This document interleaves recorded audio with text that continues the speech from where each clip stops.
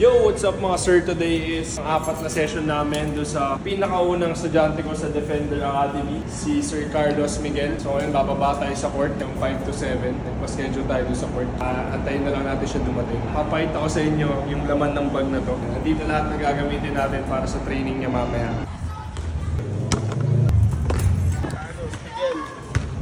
Papakita ko sa inyo itong laman ng bag natin. Sabi nga sa inyo, nandito yung mga binili ko para sa training, para sa mga papagawa natin sa ensayo sa Defender Academy. Meron tayo dito yan, mga small cones na yan. For lateral drills, magamit natin to. Papakita namin sa inyo pag pinagawa ko sa kanila. Ito additional na medicine ball kasi isa lang yung ganito natin and nagsasalitan pa sila. Kumuha na rin ako ng isa pa para makapag-ensayo sila ng sabay. May kasama na rin naman yung sariling pin. Tapos ito yung air pump. Bumili rin ako ng 3 jump rope mga sir. Di ko alam kung marunong na mag-jump rope, mag-skip rope si Migs, pero yun, goal din natin is matutunan niya to kasi kailangan niya rin ito isama sa routine niya. Napaka-beneficial ng skip rope, lalo na sa ating mga basketball players, athletes. Tuturuan natin sila. Tapos yun, hindi ko na mahanap yung bands ko, hindi na kompleto. Kaya umorder ako ng complete set nung bands dyan sa link sa Yellow Basket. Marami na tayong workouts na magagawa gamit itong mga bands na to. Iba't ibang weight, resistance, ayan, depende sa kapal and colors niya. Ayan. Ito yung pinaka-makapal natin as of now, pero nag-order ako ng mas mabigat pa rito. Ito naman yata yung pinaka-magaan natin or yung pinaka-manipis na bands. Ayan. So abangan nyo sa mga vlogs natin yung mga workouts na pwede yung gawin sa mga bands na to. Nag-order din ako ng mga cones, ayan, para sa mga drills nga nila. Tapos syempre, meron na rin akong pito. Pag dumami na yung students, hindi na tayo magkariniga at pipito na lang. Diba? Meron tayo pito. You know, coach na coach talaga. Meron na rin tayong coaching board para papakita natin sa kanila yung mga drills. Ayan. Meron na yung kasamang marker. Tapos, ayan, kompleto yan. 2 set pa yan ng mga numbers ng players. Ayan, for point guard, shooting guard, forward, center. Meron din bola. Magnetic na yan mga sir. Ayan, napakadali niya lang gawin, ipakita, i-visualize yung instructions. Meron pang full court and half court. So, dito, papakita ko sa kanila kung paano gagawin namin sa mga drills. Madali na lang i-explain. Ayan, magnetic lahat yan. Coach na coach na talaga tayo. Kaya sa mga gusto mag-enroll sa Defender Academy, nag-post na yung page ng DFNDR and shinare ko na rin yung sa FB page natin. Sa mga gusto mag-inquire, message lang kayo doon and kita-kits tayo. Sabay-sabay tayo magpa-kondisyon, sabay-sabay tayo matuto dumipensa. Go, jog, jog, jog. Yeah. Okay, para ma-activate yung glutes, 1 foot forward, straight down, then up. Medyo bend lang yung knee ng konti. Pero may stretch din yung hamstring. Always, every workout, yung spine mo dapat back straight and chest out. Okay, straight body lang, okay, no? Medyo bend mo yung knee. Up. So, kailangan maramdaman mo siya dito sa glute na nagfe-flex. Doon manggagaling yung force mo paakyat. Down. Hip mobility, hamstring stretch, tapos activation ng glutes. Yan. Up. Tapos balik. Pabalik. 2. Yan, oh. At least mapapawisan ka na. Dati hindi ka pinapawisan eh. Jog, laterals, tapos back pedal, laterals, sabay back pedal. Okay, papakita ko ha. Jog, jog, jog, jog. Every time na paatras, back pedal. Hindi yung skip na ganito ha. Pantamad yun. Back pedal tayo, hands up. Go, back pedal. Hands up, hands up. Good. Tapos lateral uli. Lateral, lateral. Good. Go. Jog, jog hanggang half court. Go, lateral. Sagad mo sa linya, sagad mo sa linya. Go, lateral. Back pedal, hands up, hands up. Good. Go, tuloy lang, tuloy lang. Sa dulo tayo magre-rest, sa dulo, pagtapos na yung set. Kailangan natin magpa-kondisyon. Kailangan kasi talaga kondisyon pag de-depensa eh. Go, hands up, hands up. Lateral, stay low, stay low. Good. Stay low, low pa. Low, sige, mapapagod ka lang din naman. Isagad mo na, may mapapala na tayo. Go, last rep. Last lap, last tayo, last tayo. Sige na, marami tayong kailangan habulin. Bigyan nyo na yung best nyo, last na yan. Okay, hands up. Taas mo. Taas mo yung kamay mo. Yan. Then lateral, stay low. Stay low. Low pa, baba pa yan. Hands up, hands up. Yan, stay low tayo, stay low. Go, nice one. Behind the line. Ready? Ready ha, set. Go, go.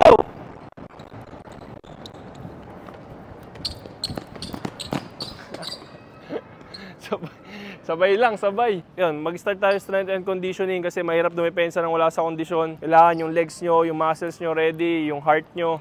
Kailangan meron kayo enough oxygen. Kasi nakakapagod dumipensa, tama, mali. Nakakapagod. Nakakapagod na mag-basketball, mas nakakapagod pa yung dumipensa kasi hindi lang yung katawan mo yung bibit-bitin mo, pati yung katawan ng kalaban mo, lalo na pag physical na tayo. Kailangan ko kayong pigain, saka tayo di defensive drills eh. Saka tayo magla-laterals, close out. Doon kayo mga pupush sa limits nyo. Kung pagod na kayo, piga na kayo, pero still depensa pa rin tayo. Todo nyo lang. Kasi malay nyo, hanggang dito lang yung sayo natin, tas uwian na. Sayang naman kung magtitipid pa kayo, di ba? Every time gagawin natin, give nyo lang 100% nyo. Para hindi masayang pagod. Mapapagod lang din naman tayo, di ba? Bigyan na natin todo natin. Para at least uwi tayong may napala. Gets? So next drill natin, dating nyo dun sa other corner, sprint all the way to another corner. Tapos jog ulit pabalik dito. That's 1 lap. Go, sprint! Sagad! Dito na kayo mag-jog. Pagdating natin dyan, sprint ulit. Kung hindi ko ipupush, di ba? Mag-stay sila sa kung ano yung kaya nila. Kailangan na lang natin sila i-push sa limits. Kaya yan! Push mo yan! Push! Given na yun, pag magpa-practice tayo ng defense, talagang nakakapagod. Kaya nga marami may ayaw nito eh. Diba? Bukod sa boring na nga para sa iba, diba? Kasi di nila na-enjoy. Gusto nila lagi may bola, shooting. Tapos nakakapagod pa. Given naman na yun. Kaya dati expect na nila to. Kaya pa! Jog! Last 2 laps tayo! Bully mo yan! Diba? At sumalabas yung weakness nila, yung limits nila, nakikita nila ngayon. Kaya hindi naman itsura ko dati nung nagsisimula ako eh. Pinupush ko lang sarili ko. Dito yung tapos natin yan, tapos finish strong tayo. Tapusin natin maayos. So jog. Tapusin mo hanggang doon. Sa line. Okay, inhale. Tayo ka. Exhale. Hindi mo pwede ipakita yung ganyan-ganyan mo din sa pag nag-tryout ka ha. Bawal gumanto, bawal tumukod. Mumutla ka o kagatin mo yung labi mo. Nakakapagod, pero kapag nagpahinga ka, wala naman na, di ba? Natatapos naman yung pagod eh. Pero yung improvements nandun. Yung muscles mo, yung heart mo mag-a-adapt. Lalakas yung resistensya mo. So kailangan pinupush mo talaga sa limit. Good. Sige, water break tayo, rest. Tapos punta tayo sa drills natin. Sprint all the way here. Gusto ko pagdating mo rito, ito yung last step mo para efficient tayo. Pag last step mo dito, pasok agad nito. Then hindi ito yung first step mo ha. Gusto ko pag stop mo rito, ready agad siya to produce power. Siya yung magpupush sa'yo pag ganun. So pag stop mo dito, diba, rekta na. Pag stop mo dito, pasok lang nito, back pedal tayo. Tapos yung last step mo dito, ito na ulit yung magpuproduce ng force pa side. Pag touch mo dito, yung last step mo, pag touch mo dito, siya na rin yung magbabounce off. Last pack, push na rin. Bounce off lang tayo. Bounce, push na kagad. Pagdating dito, sprint again. Pag stop mo rito, doon ulit manggagaling force. Para wala tayong sinasayang na step. Pag stop, back pedal. Then, ta-timeran ko na para ma-track natin yung improvement mo ha. Kung mapapabilis natin siya, kung gaano kabilis yung kaya mo. Ready ha, ready. First try. Ready, set, go! Good. Back pedal. Lateral. Touch. Nice one. Go, quick. Back pedal. Good. Kuha mo siya ng 15 seconds. Tapos na within 15 seconds, 0.07. Kailangan pa natin i-improve to. Siguro kahit mga 12 seconds, push natin siya. Ang advice ko sa'yo is, whenever you sprint, dun mo siya isagad. Kasi yung sprint yung pinakamadaling part nito eh. So dun mo ibigay lahat para mabawi mo yung oras na nawawala kapag back pedal, nagla-laterals. So every time you sprint, try mo ng pinakamabilis mo as much as possible. Siyempre, mabilis na laterals. Saka yung mga cones na to, dun yung points na kailangan mo talagang maging efficient eh. Kasi change of direction siya eh. So, siya yung magdidikta ng agility talaga natin. Agility drill to eh. So, yung agility talaga lumalabas sa change of direction. Dapat dito, pack. Balik. Ganon. Being efficient tayo, saka quick tayo dun sa change of direction natin. So, again, second try. Behind the line. Ready, set, go! Sprint, go! Good. Back pedal. Go, lateral. Bounce. Go. Sprint. Quick, good. Back pedal. Go. Nice. Minus 1 second. 14.26. So, tingin ko kaya niya pa talaga ibabato ng 12. First session pa lang naman natin ginawa to. First time pa lang natin siya ginawa yung drill na to sa kanila. So, yun yung goal natin. Mababa siya ng 12. Palakasin natin yung legs niya for lateral quickness, short sprints, change of direction. Kasama dito yung deceleration. Siyempre, from quick short sprint, magde-decelerate ka para mag-change ng direction into laterals, then change direction again for back pedal. So yun, napakagandang drill na ito. Nga lang, medyo nakakapagod siya, saka kinatatamaran ng marami. Pero once na ma-master mo to, napakalaking tulong na ito para sa depensa. Next try, Zach, ikaw naman. 15 and 14 yung time niya. First try natin ha. Stay low tayo, stay low. Ready, set, go! Bagal ng reaction time. Go, lateral, lateral, lateral. Touch, touch, touch, bounce. Go, back pedal, back pedal. Okay, 15.87. First try niya, 15.87. Hinahamon ako eh. Loko-loko talaga ito si Aile. Hinahamon ako, sample lang daw natin. Sige, papakita ko sa inyo, tatry ko. Hindi ko alam kung kaya ko kayong higitan yung speed nyo, pero tatry natin. Siyempre, pinapagawa ko sa inyo, baka sabihin nyo. Para pag makita nyo, sinasabi kong change of speed, saka stay low. 1, go!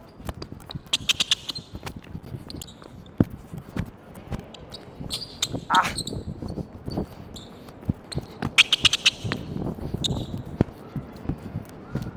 Ayan, oh. Na-out of balance, pero kinain natin siya ng 12 seconds. So yun yung challenge sa inyo, kailangan ma-reach nyo rin yung 12 seconds.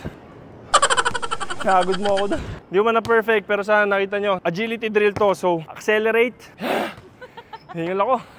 Accelerate quick, decelerate fast, then change of direction. Kailangan mabilis din. Try, second set mo. Ready, set, go! Pakakal, yung reaction. Ha?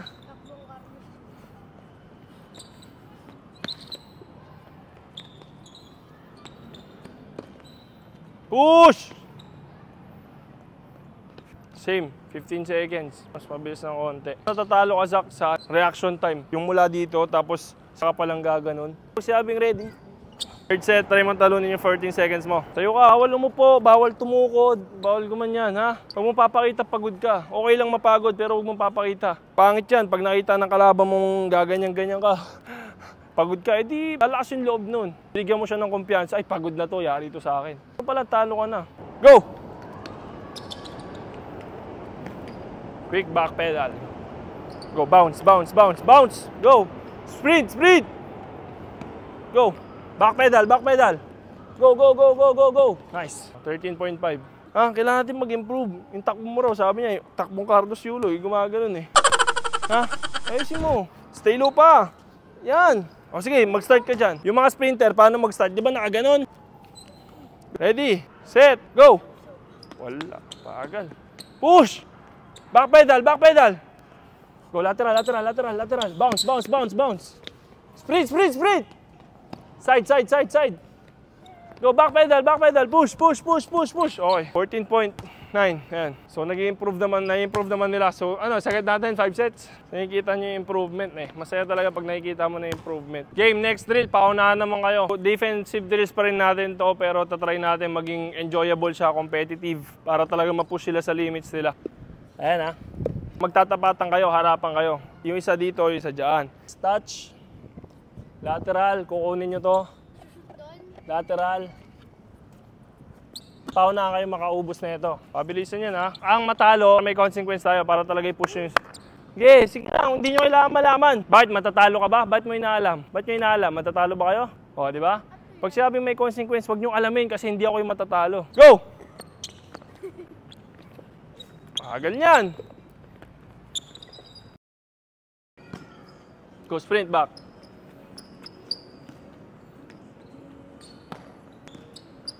Stop, stop, stop, stop, stop. Ang ginawa mo ganito. Run, goes out. Tapos pagbalik mo dito, umiikot kang ganon. Ang layo na pinupuntahan mo, imbes na straight. Itong cone is, pagbalik mo dito, pack, straight cut. Go, sprint. Straight wing, straight wing. Go. Straight, top of the key, top of the key. Close out, close out. Push, push, push. Go, balik sa gitna, balik sa gitna. Left side, left side, left side. Good one. Go. Close out. Left side, left side. Nice one, Zach. Go, go. Close out. Balik, balik. Left side, left side, left side. Good. Nice one. Left side, left side. Harap, harap, harap. Good, good, good. Go, balik. Left side, left side. Hindi mo, kaya mo talunan to. Try mo nga. Yeah. O, sige ha. Lalagay ko to ha. Maganda to pang plyometric drills natin. Magagamit natin sa ensayo para sa Defender Academy. Yun, sa mga gustong mag-enroll, open na tayo for registration for the month of February. Kakaroon tayo ng 4 sessions once a week, every weekdays. Most likely Thursday, 5 to 8 p.m. So yun, sa mga gustong mag-ensayo, strength and conditioning, improve yung defense nila, yung mga reads, agility, mga ganyan, laterals, check nyo lang yung FB page natin, DFNDR sa FB, yun. Message lang kayo dyan. Check nyo yung latest post. Message lang kayo and may magre-reply sa inyo doon. Yun, kita-kits tayo. Maraming salamat and God bless mga sir.